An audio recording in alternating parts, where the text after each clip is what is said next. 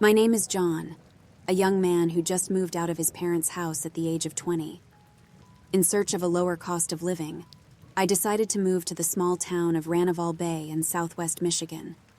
It's one of those American towns you see in movies, spaced out houses all built similarly. Most of the residents are elderly, making it very quiet for most of the year. No noisy parties, speeding cars, or anything like that, which I particularly love. However, shortly after moving, I noticed something strange.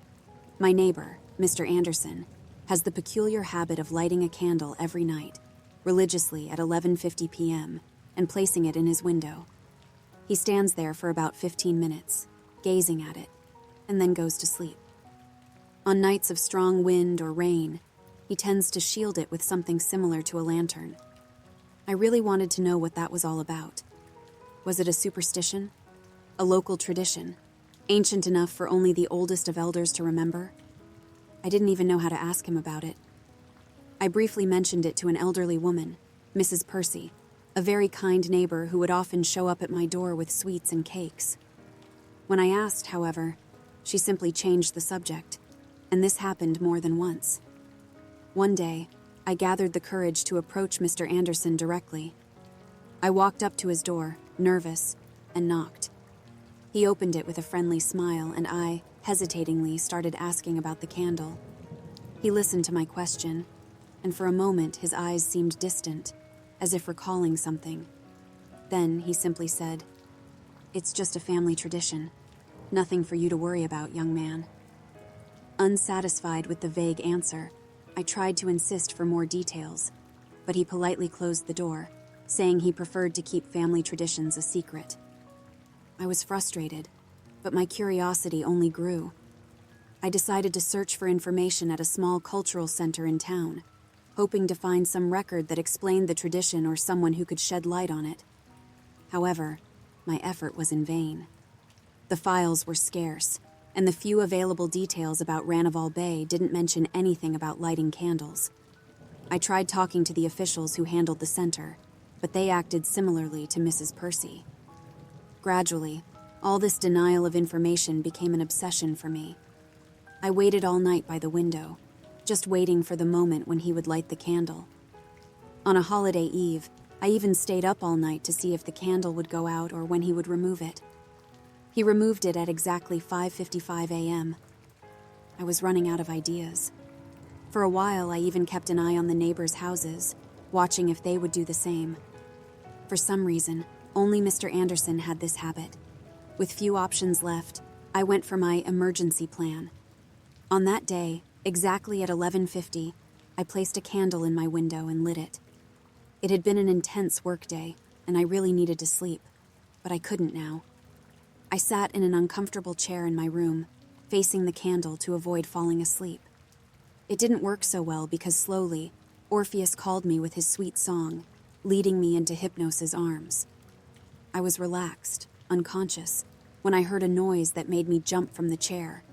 It was knocks, something hitting against the wood of my door. I looked through the window and saw Mr. Anderson at my doorstep. He knocked one more time. "I need to come in," he shouted. "Let me in." I rushed down the stairs, still confused with everything. I approached the door as the pleas intensified, but when I reached the door, about to grab the handle, something triggered my instinct. I felt there was something wrong, and I decided to check before opening.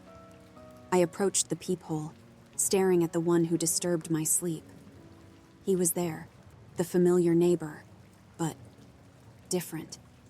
His mouth was open at an unconventional angle. The voice didn't come from his lips.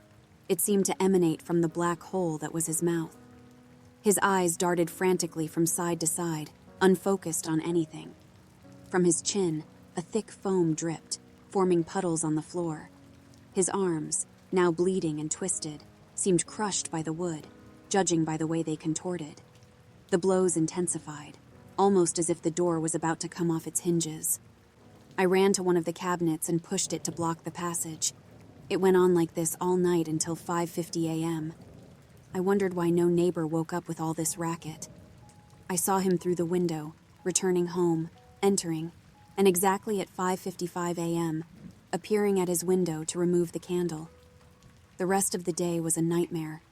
I was sleep-deprived and had to drink about 5 cups of coffee to make it through the workday.